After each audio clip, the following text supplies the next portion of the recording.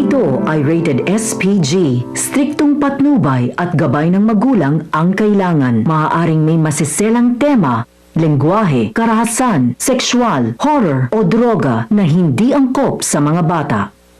Hindi papayag si RJ na ma-frame up si Annalyn nang dahil sa pambibintang ni Zoe. Mas kilalang sinungaling si Zoe at walang bahid naman ang paggawa ng masama sa kapwa si Annalyn.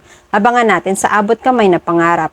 Pinagbibintangan ni Zoe si Annalyn tungkol sa pang-aagaw buhay ni Carlos. Tinatanggi ito ni Annalyn kasi hindi naman talaga totoo. Pero dahil mautak si Morgana, nakagawa siya ng paraan na lagyan ng ebidensya si Annalyn.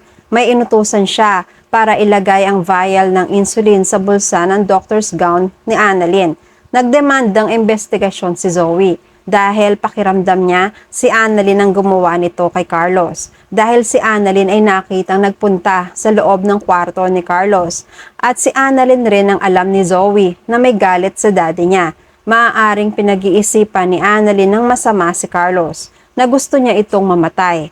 Pina-inspect ni Zoe ang lahat ng gamit ni Annalyn. Baka may makita silang ebidensya dito.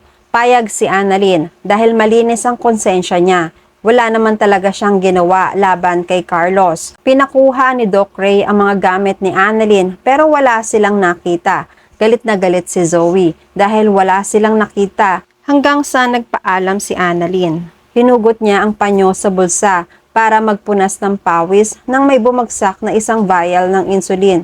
Gulat na gulat ang lahat. Hindi makapaniwala sa ebidensyang nakita. Galit na galit si Zoe. Sasaktan niya sana si Annalyn pero inawat siya ni RJ. Nag-walk out si Zoe at galit na umalis rin si Harry.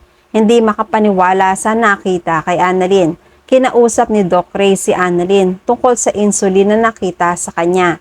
Ayaw naman nila sana maniwala. Pero dahil may ebidensya silang nakita, pansamantala ay isususpinde muna si Annalyn hanggang umuusad pa ang investigasyon. Nabigla si Annalyn. Napatayo siya. Ang sabi niya, pero Doc Ray, hindi ko po talaga alam kung paano napunta sa bulsa ko ang vial ng insulin. Wala akong ginagawang masama. Pinakalma ni Doc Ray si Annalyn. Pinaupo niya ulit si Annalyn. Huminahon ka, Annalyn. Naniniwala kami sa'yo. Pero kailangan natin dumaan sa investigasyon. Kailangan dumaan tayo sa due process dahil yan naman ang batas natin dito sa Apex. Lalo pa ngayon, may nakitang vial sa'yo. Sabi naman ni Doktora Menor, huwag ka mag-alala, Annalyn. Naniniwala kami sa'yo. Lalabas at lalabas naman ang katotohanan at dapat mahuli rin natin kung sino ang nagdidiin nito sa'yo. Nagkatinginan sina Doc Ray at Doktora Menor. Ibinalita ni Olga ang naging kaguluhan na dinidiin na nga si Annalyn dahil tagumpay ang nilagay nilang vial sa bulsa nito. Tuwang-tuwa sila pero ang sabi ni Olga, may isa pa silang problema dahil kahit may ebidensya na nakita kay Annalyn, hindi pa rin sila makapaniwala kaya ang gagawin ni Doc Ray ay ipapacheck ang lahat ng CCTV sa ospital. Nagse-celebrate si Morgana. Hindi naman siya natatakot sa sinabi ni Olga. Go ahead, let them check. I'm always one step ahead of my enemies. Hindi ako natatakot sa kanila dahil maraming beses ko nang na-manipulate ang mga CCTV dito sa Apex. Kahit ano pang marathon ang panonood nila sa CCTV, wala silang mapapala. Tawang-tawa si Morgana, napapangiti naman si Olga. Samantala, inutusan ni Doc Ray at RJ ang station ng security nila na i-double check ang record ng CCTV sa lugar kung saan nakakonfine si Carlos. Kasama ni Ray sina Doc RJ at Doktora Menor sa panonood ng record ng CCTV. Masinsinan nilang pinapanood pero walang ibang tao o kahina-hinalang lumapit sa pintuan ng kwarto ni Carlos. Si Annalyn at Harry lang ang nakita nilang nasa record na pinapanood nila. Napapailing na lang sina RJ at Ray.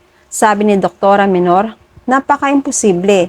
Si Annalyn at Harry lang talaga ang nakapture ng camera. Wala nang ibang taong dumalaw sa kanya. Pinaulit-ulit naman ni RJ ang pag-play ng record pero wala pa rin silang nakita. Nagtataka sila. Umalis ng bigo sina RJ at Ray pero hindi titigil si RJ na alamin ang totoo. Samantala, nabalitaan ni Zoe ang pagsususpinde kay Annalyn. Masaya siya, pero para sa kanya, kulang pa rin ang pagsususpinde kay Annalyn. Sakto, sa pagdalaw niya sa ospital, si Annalyn ang nakasalubong niya. Matalim ang tingin ni Zoe. "O, Doc Annalyn, suspendido ka pala. Bakit ka narito?" Nakakunot ang noon ni Annalyn. Sinagot niya si Zoe. "Suspendido lang ako, pero sigurado naman na makakabalik ako. Hindi kagaya mo, wala nang karapatan manggamot dito." Taas kilay si Zoe. "Nagyayabang ka pa sa kabila ng mga nangyari sa'yo? Suspendido ka pa rin. Wala rin nagawa ang pagiging tanyag mo. Hindi rin nila napagtakpan ang ginawa mo." Palaban si Annalyn. "Zoe, ilang beses ko bang sasabihin sa'yo, wala akong ginagawang masama. Alam mong hindi ko kayang gumawa ng masama sa pasyente ko kahit gaano pa siya kasama. Kahit na may nagawa siyang kasalanan sa akin. Dahil doktor ako, trabaho ko ang magligtas ng buhay, hindi ang kumitil ng buhay. Alam mo yan dahil doktor ka rin." Ayaw makinig ni Zoe sa mga paliwanag ni Annalyn. "Stop denying. Huling-huli ka na nga dahil sa ebidensya na nakuha sa'yo. Nakukuha mo pang i-deny ang mga akusasyon sa'yo," sabi ni Annalyn. "Zoe, hindi pa tapos ang investigasyon. Kung ano man ang desisyon nila, sigurado ako wala silang makikita sa akin. Dahil sa puso't isip ko, malinis ang konsensya ko. Saka pwede ba, tigilan mo na ang paninira sa akin dahil hindi ka magtatagumpay." Umalis na si Annalyn. Iniwan niya si Zoe.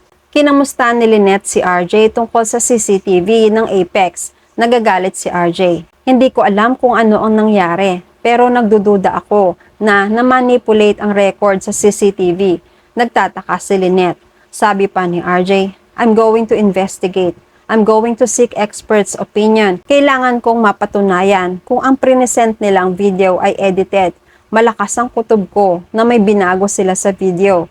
At yun ang aalamin ko." Sabi ni Lynette. "Naniniwala ako kay Annalyn. Hindi niya magagawa yon. Kahit pa galit siya kay Carlos, mas pipiliin niyang buhay ang pasyente. Labas dito ang personal na galit. Tulungan mo si Annalyn, RJ, na malinis ang pangalan niya. Sigurado akong may taong gumawa nito sa kanya para siraan ng anak natin." Matalim ang tingin ni RJ. Galit siya sa pagdidiin sa anak niya. "Oo, Lynette, gagawin ko ang lahat para hindi masira ang anak natin." Samantala, pagkatapos mag-usap ni na Annalyn at Zoe, iniwan na ni Annalyn si Zoe. Kausap naman ni Annalyn si Nurse Ivan hanggang mapadaan si Harry. Hindi pinansin ni Harry si Annalyn. Naramdaman ni Annalyn na galit si Harry sa kanya tungkol sa nakitang vial ng insulin sa bulsa ni Annalyn. Umiwas si Harry at nagmamadali sa paglalakad. Tinawag ni Annalyn si Harry. Sinundan niya si Harry. "Kausapin mo ako. Alam mong hindi ko magagawa ang bagay na yon." Lumingon si Harry. Galit siya. Na-brainwash na siya ni Morgana. "Annalyn, wag mo na muna ako kausapin. Kasi alam mo, baka tama nga si Zoe. May gusto kang mangyaring masama sa daddy ko. Sorry Annalyn, pero hindi ko kayang maniwala sa'yo." Nagsalita pa si Annalyn. Pero Harry, hindi pa tapos magsalita si Annalyn ay umalis na ng tuluyan si Harry para iwasan si Annalyn. Nakakunot ang noo ni Annalyn. Iniisip niya kung talagang magkaibigan sila ni Harry, dapat kilala na siya ni Harry na hinding-hindi niya ito magagawa. At yan ang mga pakakaabangan natin sa abot kamay na pangarap. Please like this video and please subscribe to my channel. At magkita-kita po muli tayo sa masusunod pang episodes.